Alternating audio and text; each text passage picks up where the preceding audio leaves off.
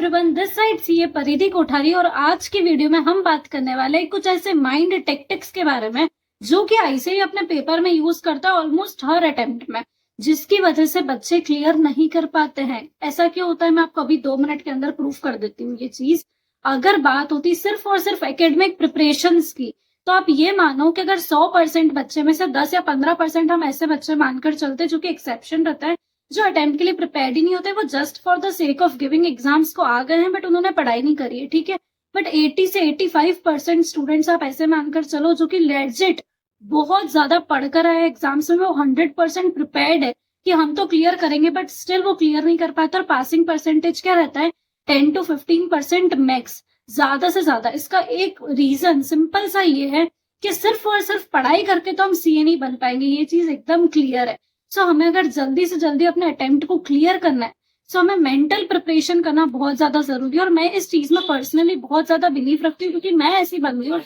मैंने बहुत कम टाइम में अपनी सीए की प्रिपरेशन करी थी। फाइनल भी बहुत कम टाइम में, इंटर भी बहुत कम टाइम में, एंड मैंने बहुत लिमिटेड सिलेबस पढ़ा था। बट एक चीज मुझे हमेशा से पता थी कि यार मैं जो है ना एग्जाम्स क्लियर करके रहूंगी। एंड मैंने फर्स्ट अटेम्प्ट में सीए इंटर के बोथ ग्रुप्स निकाल लिए थे, इवन फाइनल के भी बोथ ग्रुप्स मैंने निकाले थे। तो इसका रीजन बहुत सिंपल सा है ये कि मैं मेंटली बहुत स्ट्रांग थी। मुझे पता था कि यार मैं सिर्फ एग्जाम में जा रही हूँ 40 नंबर कवर करना है, अपने को एयर लाना नहीं है, अपने ने उतनी प्रिपरेशन करी नहीं है, और पेपर कितना भी हार्ड है तो वो 40 नंबर कहीं ना कहीं से जुगाड़ लूंगी। तो सबसे पहला माइंड टेक्टिक यही रहने वाला है कि आईसीआई जो है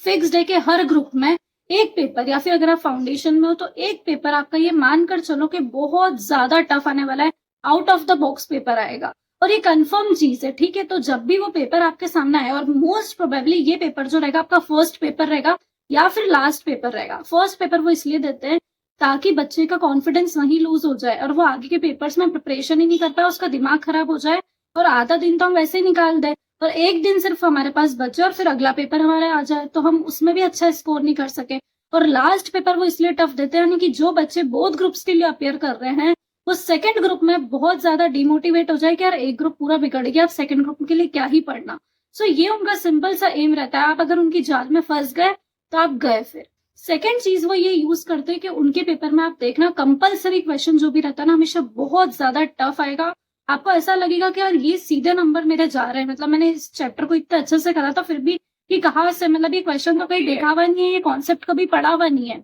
फिर आपने फर्स्ट क्वेश्चन देखा वो टफ था, पेपर में सेकंड क्वेश्चन आपने देखा उसका फर्स्ट पार्ट आपने देखा जो कि बहुत ज्यादा नंबर का रहता है 6-8 नंबर का, आपने देखा कि यार ये भी टफ है, मतलब ये भी नहीं बन पाएगा अपन से। आप थर्ड क्वेश्चन की तरफ गए, आपने देखा कि यार ये भी टफ है, मतलब वो जो बैलेंस है जो कि हमने सुना था कि यार 40 नंबर का पेपर तो एटलीस्ट ईजी आता है, तो वो तो कहीं दिख ही नहीं रहा, ये तो पूरा पेपर ही टफ है। बट ये आपका मिथ है, ये इल्यूजन है। अगर आप ध्यान से देखोगे तो एक क्वेश्चन, एक सब क्वेश्चन वो फाइंड आउट करने की कोशिश करो, सिर्फ एक सब क्वेश्चन स्टार्ट के लिए जो कि इजी हो, जो आपको आता हो अच्छे से, और वो डेफिनेटली आपको मिलेगा। सो मेरी पेपर की बहुत सिंपल सी स्ट्रेटेजी रहती थी। ऐसे पेपर्स को मैं कैसे हैंडल करती थी, मैंने एक सब क्वेश्चन आइडेंटिफाई करा जो कि सिंपल था, जो बन रहा था। अब सेकंड में नेक्स्ट सब क्वेश्चन ऐसा फाइंड आउट करूंगी, मतलब मुझसे भले एक क्वेश्चन पूरा बन ही नहीं रहा हो पूरा, बट मैं ऐसे सब क्वेश्चंस कर करके, मतलब जो लास्ट में हमारे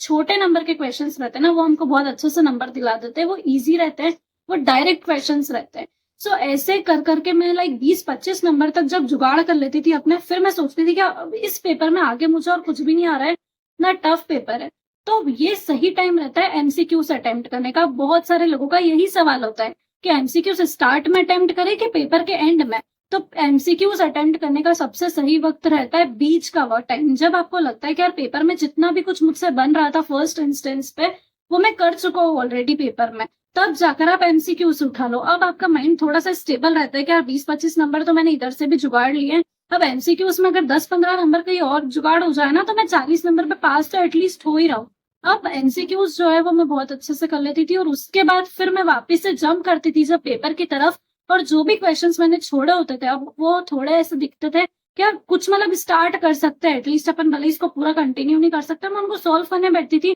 और बहुत सारी ऐसी चीजें जो पहले नहीं बन रही होती थी ना वो आने लग जाती थी। क्यों? क्योंकि माइंड में कंफर्म हो चुका है कि यार 40 नंबर तो देखते रह रहे हैं, मतलब पास होने का जुगाड़ कहीं ना कहीं बैठ गया, या फिर अगर 2-5 नंबर बच रहे ना तो वो मैं ऐसे स्टेप मार्किंग से जुगाड़ लूंगी। इसका मतलब क्या हुआ कि हार्ड पेपर को देखकर जहां पर बाकी क्लास 60 to 70% बच्चा पता है क्या करते हैं उस टाइम पर,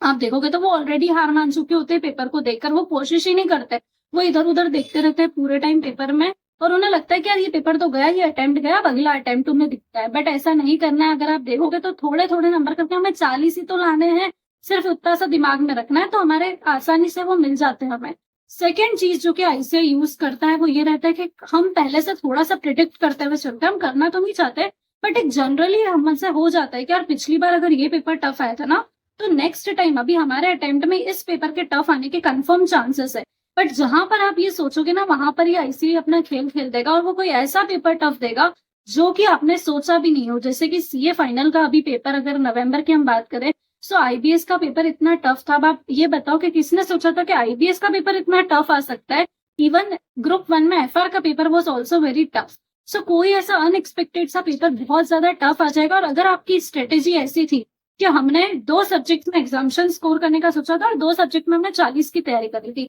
अब जिस सब्जेक्ट में हमने सोचा था कि एग्जामिशन आ जाएगा, लाइक आईबीएस में सबने सोचा होगा कि हमारा एग्जामिशन आ जाएगा, तो अब वहां पर हम पास भी नहीं हो पा रहे, मतलब हमारा पूरा ग्रुप ही हाथ से गया। तो आपको सिंपल सी चीज ये करनी है कि किसी भी एक पेपर के लिए इतना श्योरिटी से पढ़ाई नहीं करनी है, इतनी बाउंड्री पे पढ़ाई नहीं करनी है कि वो पेपर बाय चांस अगर ऐसा आ जाए, इतना टफ आ जाए, तो हमारा पूरा ग्रुप का बैलेंस खत्म हो जाए और हम उस नंबर को जुगाड़ ही नहीं पाए। ठीक है, तो बहुत सिंपल सी प्रिपरेशन अब ये करनी रहती है कि हमारे 3 पेपर है ना, आप तीनों पेपर में एक जैसी तैयारी करो। ऐसा मत सोचो कि यार इस पेपर में एग्जामिशन लाएंगे और इस पेपर में 40 ही लाएंगे, नहीं, सब में एक जैसी तैयारी करके चलना पड़ता है, क्योंकि पता नहीं कि आईसीआई कब कौन सा पेपर जो है वो बहुत ज्यादा आउट ऑफ द बॉक्स दे रहे। नेक्स्ट चीज जो कि आईसीआई हमेशा से करता है वो ये है कि एक पेपर वो ऐसा देगा ना जहां पर हमें लगता है कि यार ये पूरा पेपर एक बहुत छोटी चीज में से पूछ लिया गया है। लाइक अगर हम बात करें सीए फाइनल के May 24 अटेम्प्ट की, तो वहां पर आईडीटी का पेपर पूरा पेपर अमेंडमेंट में से आ गया था। जिस बच्चे ने थोड़ा सा वो अमेंडमेंट नहीं करे हो, वो उस पेपर में 30 या 35 तक भी स्कोर नहीं कर पाएगा, क्योंकि पूरा पेपर लेजिट अमेंडमेंट्स में से आ गया था। एंड ऐसा ही होता है कि कितनी बार पेपर जो है वो पूरा आरटीपी में से आ गया, एमटीपी का सेम पेपर आ गया, तो जिस बच्चे ने वो नहीं करा होता है, वो कुछ भी नहीं करा होता। तो ये जो बेसिक चीज है कि यार एटलीस्ट हम हमारे अटेम्प्ट के अमेंडमेंट कर ले, और खास करके आरटीपी, इस अटेम्प्ट की आरटीपी जो है वो सॉल्व कर ले, एक आध एमटीपी दे दे, तो हम एटलीस्ट उस चीज से बच सके। सो ये चीज जो है वो आप देखना, हमेशा एक्सपीरियंस करना कि एक ना एक पेपर इस टाइप का भी आता है। नेक्स्ट टेक्टिक जो कि आईसीआई यूज करता है वो ये है कि बहुत सारे लोग एबीसी एनालिसिस करके इंपॉर्टेंट चैप्टर्स वाली स्ट्रेटेजी, पास्ट पेपर का ट्रेंड फॉलो करके पढ़ाई करते हैं, और वो देखते हैं कि यार ये चैप्टर जो है इसमें से फिक्स्ड वेटेज है कि 5 से 10 नंबर का, या फिर ये चैप्टर जो है ना ये पिछले 3-4 अटेम्प्ट से आईसीआई नहीं पूछ रहा है, तो मोस्ट प्रोबेबली ये अभी इस अटेम्प्ट में भी नहीं पूछेगा, बट आईसीआई यहाँ पर भी खेलता है। सो जिन भी लोगों ने बहुत ज्यादा वेटेज ओरिएंटेड पढ़ाई करी होती है ना, वो यहाँ पर फंस जाते हैं आकर, क्योंकि पता नहीं चलता कि जो लाइक चैप्टर कभी अटेम्प्ट से नहीं आ रहा है वो इस अटेम्प्ट में सीधे 20 या 25 नंबर का आ जाता है। और फिर तब हमारे पेपर देखते से होश उड़ जाते हैं कि यार ये क्या हो गया, मतलब अब तो मतलब पेपर टैकल कैसे करो, और जो फिक्स्ड चैप्टर है जो कि हर बार 10-15 नंबर का पूछा जाता है ना, वो एकदम कहीं पर गायब हो जाता है और वो उड़न छू हो जाता है। और फिर हमें लगता है कि यार मतलब अब कैसे स्कोर करें। तो इतनी ज्यादा वेटेज ओरिएंटेड पढ़ाई नहीं करनी चाहिए। और मेरी एक सिंपल सी टिप है कि आप ऑफकोर्स सब कुछ तो नहीं पढ़ सकते, आपको कुछ छोड़ना पड़ेगा, पर जो चीज आप छोड़ रहे हो ना वो कंप्लीटली मत छोड़ो, उसको क्या कर लो, instead revision videos, marathon videos से कहीं ना कहीं देखकर थोड़ा थोड़ा कवर कर लो, ताकि अगर उसका कभी बाय चांस इतना बड़ा पोर्शन अगर पेपर में आ जाए तो हम उस सिचुएशन में रह के हम उसका एक बेसिक आइडिया लिख सकते। अब किसी किसी अटेम्प्ट में क्या होता है कि पूरे मतलब सारे पेपर से टफ आते हैं। लाइक फॉर एग्जांपल हम बात करें तो सीए फाइनल नवंबर 23 का पेपर, सारे पेपर्स उसमें टफ थे। मतलब बच्चा सोच रहा था कि चलो एफआर का पेपर अगर टफ आ गया है तो अब एसएफएम का पेपर इजी आएगा, अब ऑडिट का इजी आ जाएगा, बट नहीं, ऑलमोस्ट सारे पेपर्स जो है वो टफ आए और उसके बाद चेकिंग भी जो है वो सब में टफ हुई। तो हम कहीं ना कहीं एक्सपेक्ट करते हैं कि अगर पेपर टफ आ गया तो चेकिंग तो सिंपल हो जाए, बट उस टाइम पर किन स्टूडेंट्स ने क्लियर करा आपको पता है,